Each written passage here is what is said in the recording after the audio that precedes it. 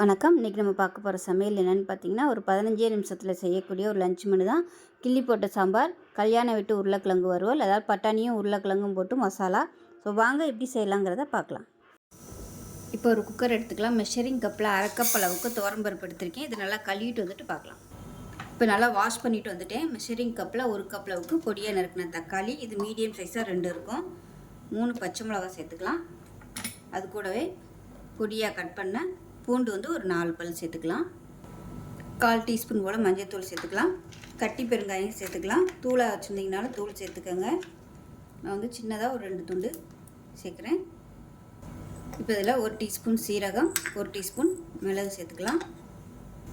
இப்போ இதில் நல்லா ஒரு 3 டம்ளர் அளவுக்கு தண்ணி சேர்த்துக்கலாம். இப்போ இன்னும் கூட தண்ணி சேர்த்துக்கலாம். 1 டம்ளர் அளவுக்கு தண்ணி சேர்த்துருக்கேன். இப்போ இது மேலாப்பில் ஒரு 2 டீஸ்பூன் அளவுக்கு எண்ணெய் சேர்த்துக்கலாம், பொங்கி ஊற்றாமல் இருக்க. இப்போ குக்கரை மூடி வச்சுட்டு நல்லா ஒரு 5 விசில் விட்டுட்டு ஸ்டீம் போனதுக்கப்புறம் பார்க்கலாம். இப்போ எப்படி இருக்குன்னு பார்க்கலாம். இப்போ இதை வந்து மேஷர் வச்சு நல்லா மசிச்சு விட்டுக்கலாம் எல்லாத்தையும்.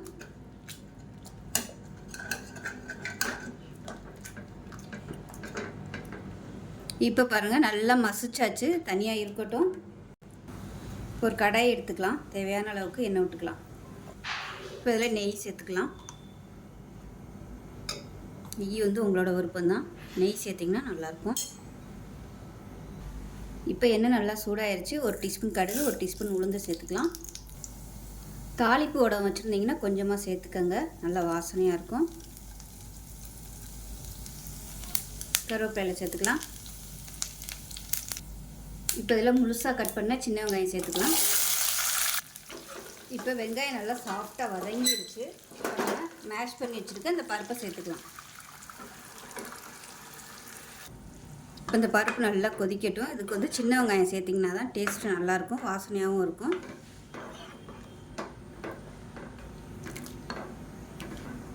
இப்போ இது கொதிக்க ஆரம்பிக்கையில் வரமிளகாய் கிள்ளி வச்சுருக்கேன், இதை மேலாப்பில் சேர்த்துக்கலாம்.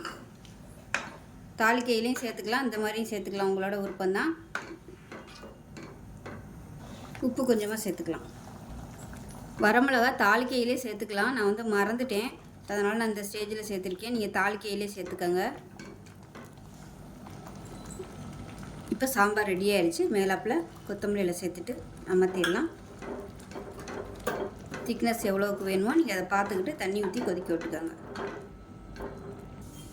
இப்போ ஒரு பேன் எடுத்துக்கலாம். ஒரு 4 டேபிள் ஸ்பூன் அளவுக்கு எண்ணெய் சேர்த்துக்கலாம்.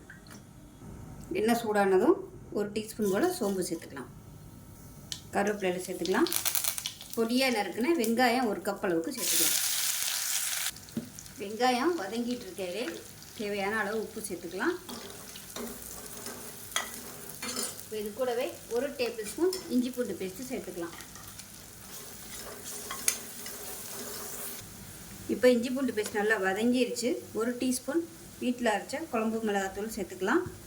இது கூடவே கொஞ்சமாக தனியாத்தூள் சேர்த்துக்கலாம். 1 டீஸ்பூன் போல் தனியாத்தூள், ஒரு 1/2 டீஸ்பூன் போல் சோம்புத்தூள் சேர்த்துக்கோங்க, நல்ல வாசனையாக இருக்கும். ஒரு 1/2 டீஸ்பூன் போல் சேர்த்துக்கலாம். 1 டீஸ்பூன் போல் மிளகாத்தூள், காரத்துக்கு தகுந்த மாதிரி சேர்த்துக்கோங்க மிளகாத்தூள். 1/4 டேபிள் ஸ்பூன் மஞ்சத்தூள், கரம் மசாலா 1/4 டீஸ்பூன் போல் சேர்த்துக்கலாம். இது எல்லாத்தையுமே நல்லா வதக்கி விட்டுக்கலாம். நல்லா வதக்கி விட்டுட்டு மீடியம் சைஸாக நல்லா ஒரு 2 தக்காளி பொடியாக கட் பண்ணி வச்சுருக்கேன், அதை சேர்த்துக்கலாம்.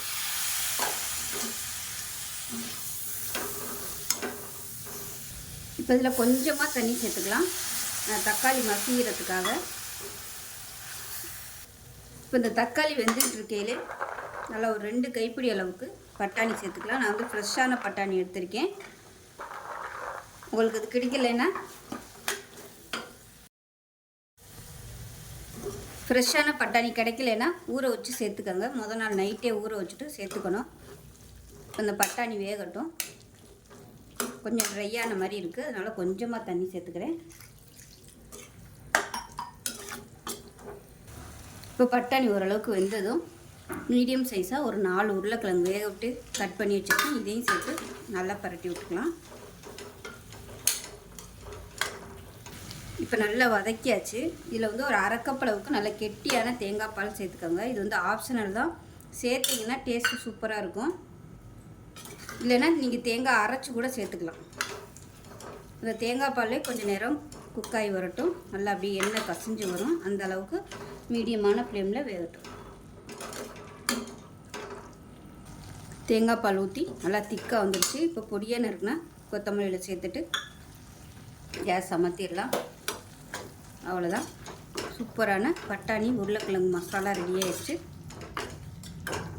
வெரைட்டி ரைஸ்க்கு தொட்டுக்கலாம். சாம்பார் ரசத்துக்கு தொட்டு சாப்பிட்றதுக்கு சூப்பராக இருக்கும்.